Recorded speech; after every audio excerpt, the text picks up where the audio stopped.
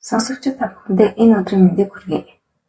Энэхүү подкастаараа дэлхийн сонгогдол зохиолууд болон дэлхийд дахин алдаршаад буй номуудыг хураангуйлан өгүүлэх болно. Эхний дугаараараа Оросын алдар зохиолч Фёдор Михайлович Достоевскийн Гензим романыг давчлан үргэлжлэхээр бэлтгээд байна. Юун түрүүнд дууг романы зохиолч Фёдор Михайлович Достоевскийн талаар товчхон танилцуулъя. Фёдор Михайлович Достоевский 1821 онд төрсөн бөгөөд дэлхийн утга зохиолын түүхэнд хамгийн их нөлөө үзүүлсэн зохиолчдын нэг юм. Түүний амьдрал нь зовлон бэрхшээлээр дүүрэн байлаа. Баримтлага, цааз ял, цэцэрлэг, ядуу амьдрал, өвчин зэрэг нь түүний уран бүтээл болон философт гүн гүнзгий голмор үлдээжээ. Достоевский бол сэтгэл судлаач, философч мөн сэтгэлтэй нэгэн байсан бөгөөд сайн муу, сэтгэлгээний эрх чөлөө, ёс зүйн хариуцлага, зовлонгийн утга учирын тухай байнга эргэцүүлдэг байв. Одоо бид 1866 онд бичигдсэн Гензим романд анхаарлаа хандуулцгаая.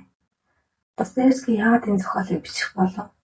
Тухайн үед нийгэмд түгээмэл байсан, хүчтэй бүхнийг шийддэг, авгай зорилгын төлөө суртахууны хийм хэмжээ зөрчиж болно гэх үзэл санаанд хариу болгон энэхүү романаа бичжээ. Уг романд Родион Раскольников нэртэй залуугийн тухай өгүүлэх бөгөөд эхлээд тэрээр нэг настай мөн хүлэгч эмэгтэй хөнөөхөөр төлөвлөж, дараа нь гэмт хэрэгээ үлдэж, эцэст нь үл зэргийн үр дагавартай нуур тулна. Энэхүү бүтээл нь хүний сэтгэл хөдлөлийг түлхүүлэрхээснээс гадна философи болон сэтгэл зүйн нарийн төвөгтэй агуулгуудыг хослуулсан. Достоевский Раскольниковын дүрээр дамжуулан хүний аз жаргалыг засаар бүтээгдэж болохыг харуулдаг. Тэрээр хүний мэс, ухаарал, гэмшил зэрэг дотоод хүч нь ямар ч худал хорон өсөх сурталыг нурааж чаддаг болохыг өөрөөр хэлбэл хүн өөрийгөө хурж болгоч өөрийн дотор буй зөв буруу шүүх сэтгэлийн нэмсэгдэж дугуй өнгөрөхгүйг харуулдаг. Оросын романуудын нэг айдал Гензим нийлээд өргөөрийг хамарсан урт зохиол юм. Уг рангуугаараа бид уншигчдынхаа сая хэмнэх үүднээс хамгийн чухал үйл явдал дөрүүд дээр төвлөрч мөн явцдаа Раскольниковын сэтгэл зүйн онцлог болон зохиолын гол философийн санаануудыг авч үзэх болно. Нэгдүгээр бүлэг.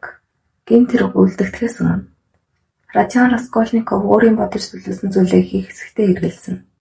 Тэрээр хувцсны шүгэн шиг жижигхэн тавчиг бөхч мөрөөнд амьдардаг. Гадаа ч гэсэн байдал дээр төгөө. Санкт-Петербург хотын агаар халуун бөхчин бөгөөд их үнэртэй аж. Раскольников хотын гудамжаар зорилгогүй алхах зураа хүн төрлөختөө айц ялан дийлж чадвал юу ч хийж чадна. Хүмүүсийн хамгийн их айдаг зүйл бол шинэ алхам хийж шинэ үг хэлэх явдал хэмээн өөртөө хэлнэ. Эхэндээ бид Раскольников яг юу төлөвлөснийг тодорхой мэдэхгүй ч түүнийг эхний алхмаа ихээр явж буй удахгүй олж мэднэ. Өөрийн өрөөнөөс яг 730 алхам явсаар ажилчин ангийнхны суудаг олон жижиг өрөөтэй том орон сууцны үүдэн дээр нь. Тэрээр Аляна Ивановна хэмээх настай эмэгтэй амьдрах байрны хаалганы хонхыг дарлаа. Аляна бүгдээсэн жижигхэн биетэй, шав хамар хурц ширүүнүүдтэй 60 орчим насны эмгэн. Раскольников сүүлийн хэдэн сар мөнгөний хэрэг гарсан үедээ түүнээс мөнгө зээлдэг байжээ. Тэд ярилцаж байх зүйл Раскольников өрөөний тодорхойг ажиллана. Бүх эд зүйлсийн байрлалыг тэрч байтугай гэмт хэрэг үлдэх үед нарны гэрэлд сонхоор хэрхэн тусгай хүртэл нарийн тоцоолно. Тэд Раскольниковын авчирсан бугуун цагны үнийг тохиролцож Аляна түүнд том бага мөнгө санал болгодог. Раскольников удалгүй түүнтэй салахаас гэж 1-2 өдрийн дараа иргэн байх гээд гарч удлаа. Гарч явсны дараа Раскольниковын сэтгэл нь тогтворгүй болж зандаа хэд удаа зогсож алхам бүрэн хүндрэнэ. Бурхан минь, энэ бүхэн ямар ч их шүүртэй юм бэ? Би яаж чадах вүлээ? Яаж болох юм бэ хэмээн тэр хашгирлаа. Жигших, зэгүүцэх мэдрэмж төрнө. Энэхүү бухимдаж төгсөж явсаар Раскольников гэнэтхэн нэг уушин газрын үүдэн дээр. Тэрээр өмнө огт уушин газар орж байгаагүй ч 1 сар гаруй өрөөжсөн ганцаар л гуниг гутралын дараа гэнэт бусадтай харилцахыг хүсэж татгаж орлоо. Тэрээр тэнд Мармеладов хэмээх тэтгэврт гарсан бичээчтэй тааралдав. Мармеладов өнгөрсөн хэдэн сарынхаа зовлон бэрхшээлийг дэлгэн ярьж амьдралынхаа тухай философи өгүүлнэ. Тэрээр хамаг мөнгө архин дүрэн архичин болжээ. Уух архи авахын тулд эхнэрийнхээ оймсог хүртэл зарж түүний том охин Соня гэр бүлээ дэжээхийн тулд биеийн үнэлэх санхыг сонгосон. Тэд удаан ярилцсаар Мармеладов ганцаараа явж чадахгүй боллоо сонссон тул Раскольников түүний гэрт нь хөрөж өгнө. Явахдаа тэрээр түүний гэрийн цонхны тавсан дээр өөрт байсан цөөхөн идэхэн зовсоо үлдээнэ. Хэдийгээр бид зохиолын эхлэл хэсэгт ярьж байгаа хэдий ч энэ хэсэгт аль хэдийн олон чухал үйл явдал өрнөжээ.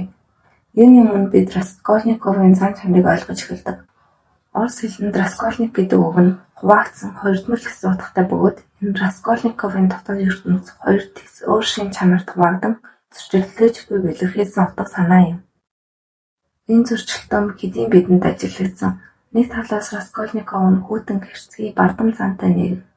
Мөн хараахан нэрлэж тодорхойлоогүй ч аимшигт гэмт хэрэг үйлдэхэд төлөвлөж байгаа. Гэвч нөгөө талаас Раскольников маш энэрэнгүй бусдын зовлон ойлгодог нэгэн. Түүний өөрөө туйлын ядуу атлаа Мармеладов сүүлийн цас үлдээс явдал үнийг харуулсан билээ. Тэрээр өөрийнхөө үйлдэл хангасан нэгэн. Энэ үеэс бид Раскольниковын зааварч нөлөөлжгүй олон хүчин зүйлсийг мөн тодорхой харж эхэлнэ. Тэдгээрийн хамгийн гол нь түүний ганцаардал юм. Өрөөндөө ганцаарн байх нь Раскольниковыг бодит амьдралаас холдуулж хийсвэр үзэл бодол санаа онолуулаад гүнзгий автуулах болжээ. Үүнээс гадна түүний ядуу тарчиг амьдрал, жижигхэн тавчин өрөө, Санкт Петербург хотын бөхчим хаалган нь түүний мэдэрч буй сэтгэл зүйн дарамт мэдрэлийн алдаргааг улам дордуулна. Достоевский өөрөө бараг 30 гаруй жил Санкт Петербург хотод амьдарсан бөгөөд энэ хотын орчин нь хүний сэтгэл зүйд хортой нөлөө үзүүлдэг хэмээн боддог байсан юм.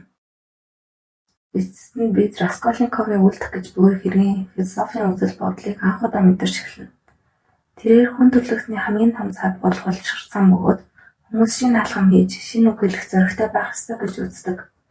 Магадгүй тэр өөрийгөө ийм шинэ алхам хийх зоригтой хүмүүсийн нэг хэмээн бодсон байх.